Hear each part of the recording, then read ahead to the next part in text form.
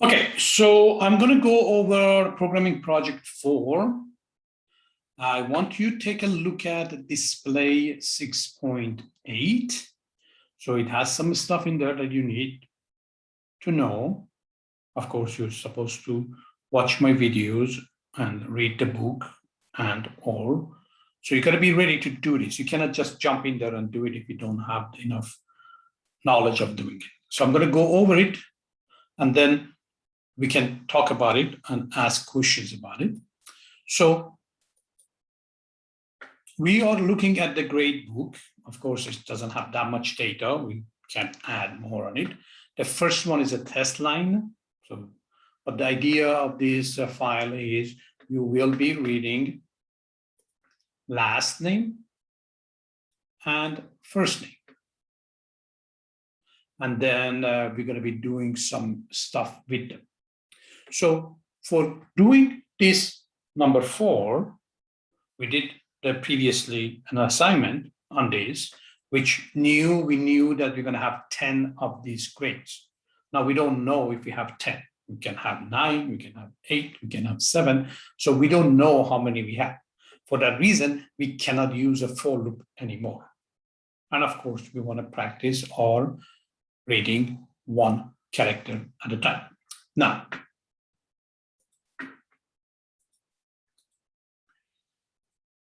so we're going to have a loop to read everything to the end of the file. So we're going to have a loop, if you remember, the one that we had in previous example. We would read one character, we will check, we will read one character, we will check the end of the file, and we're going to do our stuff, and then we're going to read the character again. So one character at a time. So when we start this, the very first character is going to be T. It's not the end of the file. So we do whatever we need to do, and then it's going to go read the next character, next character, next character, next character, next character, and so on. Keep in mind that get will read space. It will read \n.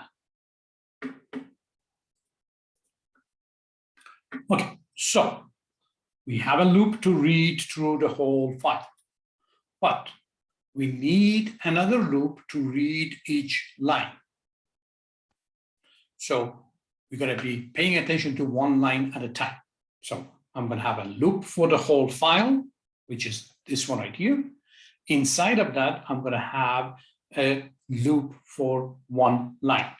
So remember what we talked about. The line is looking for \n.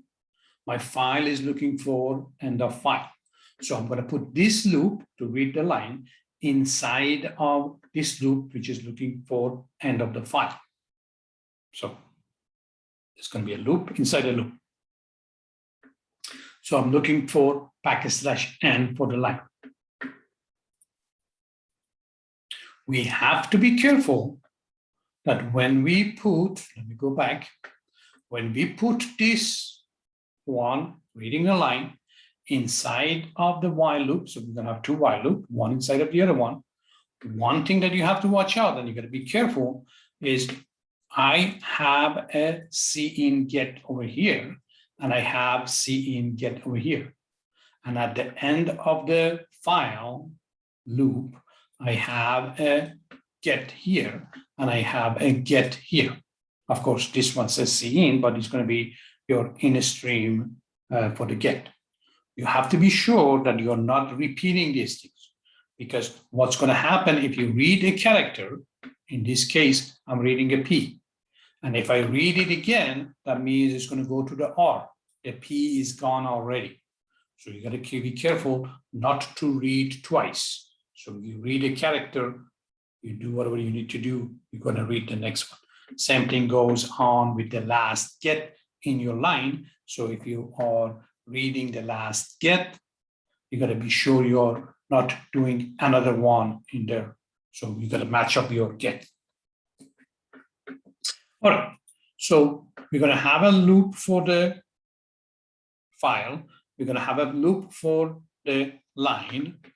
So for the line, I'm looking for \n. For the file, I'm looking for EOF. All right, so I'm reading one character at a time. When I'm reading one character at a time, it's going to start from the first one, reading one character at a time. So if I'm reading one character at a time, in this line, what are the possibility to get? If I'm reading one character at a time, what kind of character I can get? Look at this line. Tell me what kind of characters I can potentially have. So I can have alpha or a space. So I can have an alpha or a space. So I can have alpha or spaces. Remember, I'm doing the get, so it's going to read the space. I am going to have a digit, so I can have a type of digit. So I can have a digit.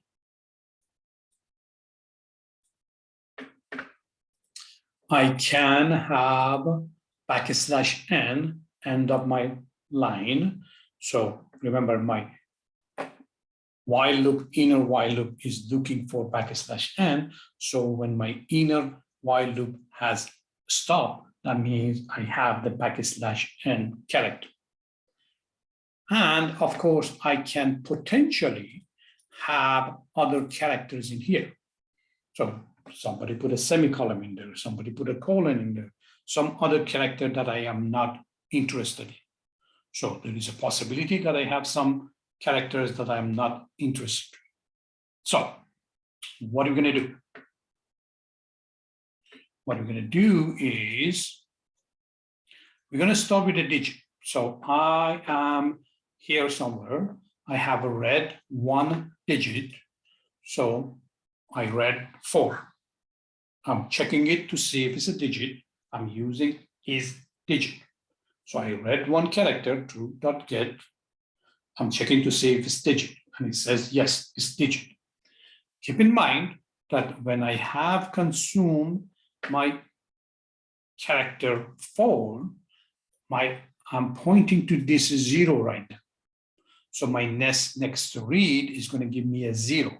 So if I read 4 and I read 0, somehow I have to figure out how to make them 40 because I need to add them to my total. I need to do some calculation. So I don't need character 4, character 0. I need number 40.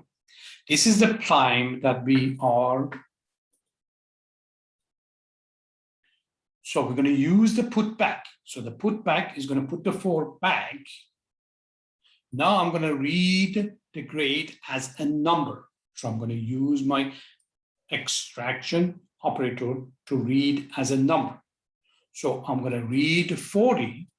So now when it reads 40, it's going to stop right after 40 if I'm using extraction operator. That means my next get is going to give me a space. Now that I have 40 as a number, I need to add it to my total. And also I need to write my grade, which is 40, to the output file. Now, what about if I get alpha or a space? I'm not going to do any processing. As soon as I see them, I just write it to the file. So if I have a character, or if I have a space, I just write them to the file. I don't. So is alpha, is a space, I'm going to write it to the file. No processing. What about if it's other characters? I'm going to read them, but I'm not going to write it. So basically, I'm going to skip over it. So if I see a semicolon, if I see a colon, something like that, which is not alpha, which is not a space, which is not digit. So anything outside of these, remember, \n is my while statement. So I'm checking for is digit, is alpha, and or is a space. And then if it's none of these, not digit, not alpha, not a space, I'm not going to write it to the file. Okay, and the last thing is going to be my \n, which is terminating my inner while loop. So when I get outside of that while loop, I'm going to calculate the average. I can have a counter to see how many numbers I have, but your book is trying to make it simple. So we're going to potentially divide it by 10.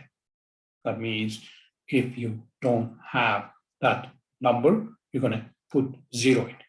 Now, you have to be careful before you get to your while loop, before you stop your while loop. I'm talking about the lines. If you want to put a 0, let's say I read 8 of these and I don't have the last 2, I have to put zeros in there. That means I have a counter that's going to count how many numbers I'm reading. That would be reading the number in its digit. And before I exit, or after I exit, doesn't matter, when I get to \n, I have to put 0 for the grades that I don't have. And we're going to be using the formatting to be sure that everything is in columns. So we're going to do the average, we're going to write it, we're going to reset the total, and that's basically going to be it for problem 4.